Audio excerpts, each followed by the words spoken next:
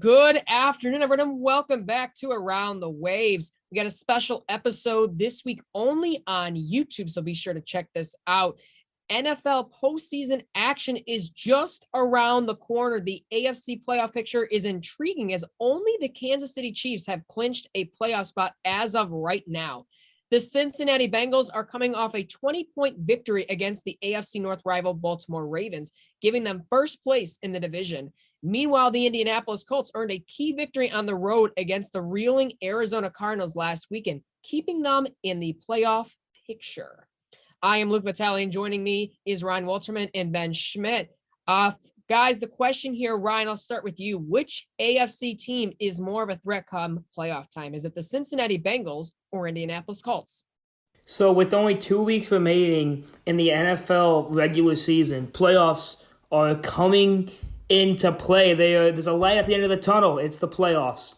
And with the Cincinnati Bengals being my subject to talk about just for a little bit here, I want to talk about if they're really a big threat in the playoffs. Obviously, they're right now in first in the AFC North with only 2 games left, obviously, and those games being the Chiefs and the Browns. I want to give about an 80 to 95% chance of the Bengals beating the Browns in week, would it be 17 or 18? And I want to give them maybe a slight edge over the Chiefs, but the Chiefs have been so good this year, and that game is just going to be really big, and it's really just gonna put football fans and the Bengals on notice, because the Bengals are able to keep this game close, let alone even win. That means the Bengals are really a legit team, and they're ready for the playoffs. This is a team that's captained by the LSU man himself, Mr. Joe Burrow, and he has been so good. He's taken those reins, and he's taken the Bengals to another step up this year. Obviously, if we take a look at their schedule, they swept 2 of their rivals in the Baltimore Ravens and the Pittsburgh Steelers. T. Higgins and Joe Mixon have been huge, and you can't forget about another LSU man and probably Joe Burrow's best friend, Ja'Marr Chase. Ja'Marr Chase has had that hookup with Joe Burrow this year. It's been good. Their defense, that needs a little bit of help, and I think that that's what's going to hurt them in the playoffs. I really do. Even if they do win the AFC North, their defense is just going to drown them out. Joe Burrow can only play as good as his defense and his offensive line is going to let him. And their defense has just not been that good this year. It's been subpar. Luckily for them, they have played very well and will find themselves a playoff spot. I know that the Ravens are right behind them, but this is, right now, I think it's the Bengals' division to lose, especially with these 2 games coming up with the Chiefs and the Browns. But I do not think they're a legit threat. They're still a young team. I think that if just give it a couple more years, maybe 1 or 2, and they're going to be really, really good. But I think Cincinnati fans, you're going to get to root for your Bengals in the playoffs, and I think you're going to have a division win as well. All right, so I'm going to have to go with the Indianapolis Colts on this one, and a lot of this answer could change within the next week or so, because I do think that these teams are very different, but they're also both very good and both have the ability to win not just one, but multiple playoff games. But what I do want to see is I really would love to see how the Cincinnati Bengals fare against the Kansas City Chiefs this coming Sunday. And in Cincinnati, the Chiefs come to town for a noon game. We've already seen the Bengals take advantage of some teams. They beat a depleted Ravens secondary yesterday. Now, I don't want to take any disrespect to the Bengals because they looked fantastic, and I don't think any defense could have stopped the way the Bengals were throwing the football yesterday. But against some big teams, they had a home loss to the Packers. They lost to the 49ers at home. They lost to the Chargers at home. So they have some weird losses against better teams. But what I do like about the Colts is I think they can play with the bigger teams in any sort of weather condition. We saw an uncharacteristic 4-turnover game with multiple of them coming on special teams for the Colts. That was really the only reason they lost the Buccaneers, but they have other big wins instead, like they beat the Buffalo Bills in Buffalo. Not only beat Buffalo, ran all of them. Taylor had 4 or 5 touchdowns. They rolled in that one. They held Mac Jones and the Patriots offense under the wraps for essentially the entire game last Saturday in Indianapolis, and then went into Arizona. I know it's against a reeling Cardinals team, and beat them pretty handily. I mean, it ended up being a 1-score game because of a late field goal but really Indy was in control of that game the entire way. So against really like good playoff teams, I've liked what I've seen. Even going back to early in the season, before Indy really had this offense figured out, they went toe to toe with the Rams early in the season, and that was when the Rams were really scoring on offense. So at multiple different points in the season, we've seen this Colts team go up against not one but multiple playoff contenders. I don't even have to talk about Jonathan Taylor because the stats speak for themselves. It seems like he has 100 yards rushing every single week and a couple touchdowns to go with it. Carson Wentz, we haven't had to see him win a game, but a couple of those throws he made late in the Arizona Cardinals game to kind of put that game away were simply fantastic. And he's not turning the ball over either. So just all in all, I haven't even hit on the defense yet for Indy, which has been spectacular. This Colts team looks like they're built to win in January. I think it's really close between them and the Cincinnati Bengals.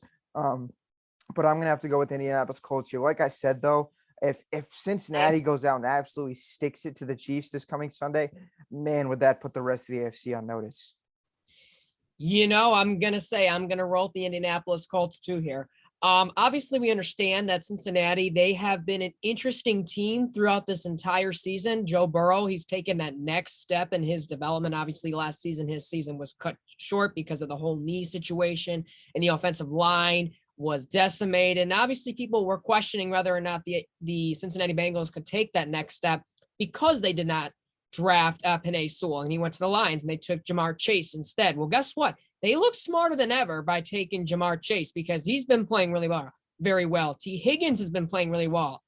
Boyd has been playing really well. Their running game and Joe Mixon's played really well. And this dude threw 525 yards against the Ravens yesterday, despite their JV secondary, but that's beside the point.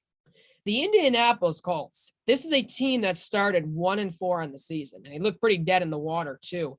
They have won 7 of their last 8 contests, and these aren't teams that are bad teams. They beat the Bills like they were nothing. Jonathan Taylor running around like there was no tomorrow. They beat the Patriots like running was going out of style, and they just crushed, and I wouldn't say crushed, but they beat a Cardinals team that is supposed to be the number 1 seed in the NFC, but they're dropping like it's going out of style as well. So we're talking about the Indianapolis Colts here. Obviously, Carson Wentz was heading in this season with a lot of question marks, whether he could throw the football accurately, whether he could stop the turnovers and all that stuff. Well, guess what? Carson Wentz has not been bad this season. He's been what the Colts needed him to do. Basically make those timely passes, being able to read a defense, find Pittman, being able to find Ty Hilton, being able to find Allie Cox in the tight end position, utilizing the running game and Jonathan Taylor and Hines, being able to do this sort of stuff.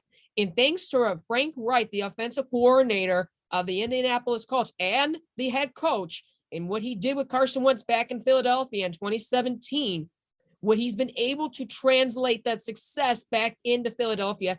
And now this season, he's been able to do it. He hasn't really turned over the ball. He really hasn't made too many fumbles. He hasn't taken many sacks. Credit to the Indianapolis Colts offensive line as well. I mean, Quentin Nelson was out against the Cardinals. So was Kelly. He was also out. So being able to take advantage, Carson Wentz being able to escape the pocket, being able to find his playmakers on the outside of the perimeter, being able to utilize the running game, and Jonathan Taylor, MVP candidate, by the way. This dude is insane, and his ability to able to find the holes, being able to not lose the football, being able to do sorts of all this kind of stuff. The Indianapolis Colts possess the second best running attack right now in the National Football League. So credit to them in being able to do that. And honestly, I got to admit, their defense is special. Darius Leonard, he did not play against the Cardinals, but he's been something special this season. DeForest Buckner, he has been something special as well. Xavier Rhodes in the secondary, former Viking, been very special in the secondary for the Colts. This is a team that you do not want to mess with come playoff time. I want to say, too, I mean, you mentioned the fact that Darius Leonard didn't play that game on Saturday.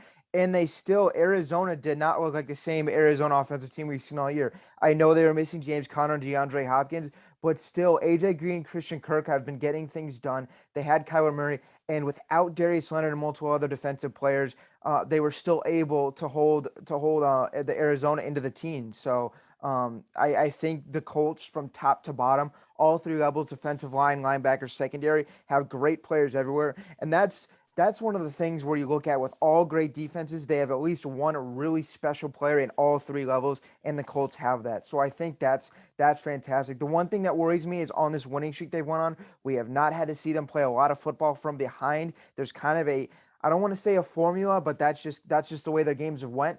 And with Cincinnati, because the other team we talked about, they're a team that I don't think is ever out of it because of how explosive their offense is.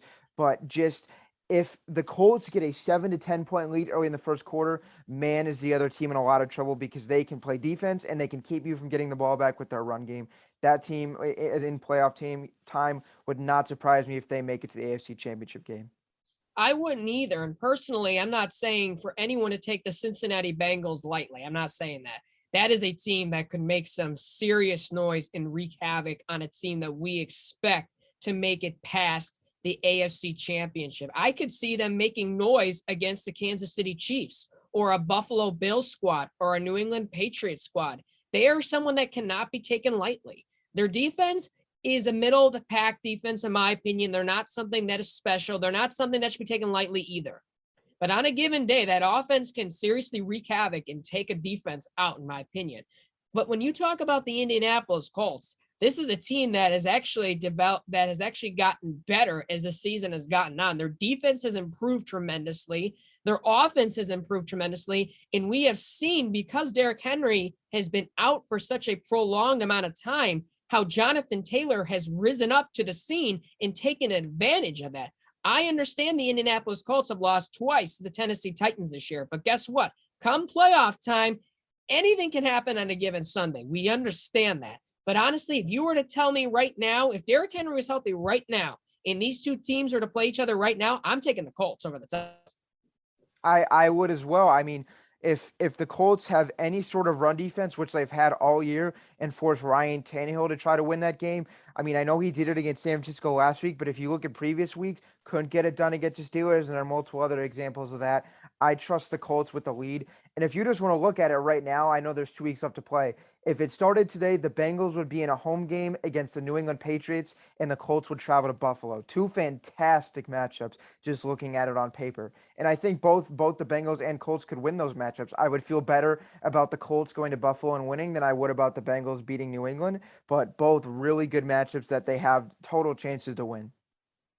Do you have Jonathan Taylor as your MVP right now? I would have to give it to Rodgers, but Taylor is my second. I Okay. just think as weird as it sounds, I think it's kind of became a QB award. I mean, the last time was Adrian Peterson in 2012 when he was 9 yards from breaking Eric Dickerson's all-time record. Jonathan Taylor, I think, is, you can make an argument, might be the most valuable because when he rushes for 100 yards, I believe the Colts are 9-0. I mean, and they Wow. have 9 wins. So you can make an argument that he's the most valuable to their team, but I think, especially after another really good game on Sunday against Cleveland, I think it's Aaron Rodgers' award to lose. But this is probably, I think, the closest a running back will come to winning it in probably 5 to 10 years, Yeah, whenever I agree with APS you, won it. honestly. I think Jonathan Taylor is the MVP right now, and he should be because Mm. the just the impact he has on this team. This is a run first offense. And you could tell because they are basically telling Carson Wentz to not mess up. Basically, throw the football and don't turn the ball over. It's that simple. But me personally, it's Jonathan Taylor simply because what impact he's had in and outs, in and excuse me, on and off the field. What he has in the locker room too, because he's a great teammate. I could tell in just this energy that he brings to the team. You could tell he's ready to go as soon as they start the game clock. So I'm going with Jonathan Taylor. And honestly, this is a team that has almost played with a playoff mentality for weeks now because this is a team that started 1-4 and they had to beat the Cardinals. Otherwise, they would have, their playoff hopes would have diminished even more. But now that they have a better record, they're even more alive in this playoff race. They won't win the division, but I believe they could go far in the playoffs. Agreed, completely agreed. I just double checked in Tennessee or in Indianapolis' 6 losses. Jonathan Taylor has less than 100 yards. The most he had was 83 in a loss at home to Tampa Bay. But in the 9 wins, over 100 yards every time. So if that doesn't speak volumes of how important he is to that team, I don't know what else does. So it's just absurd He's going to be up there in most rushing categories for a single season. He's not going to break the all-time rushing yards record, but he's going to be up there on that list, and he's just been absolutely insane. All right. Good to know. Everyone, thanks for tuning in to Around the Waves and have a good weekend.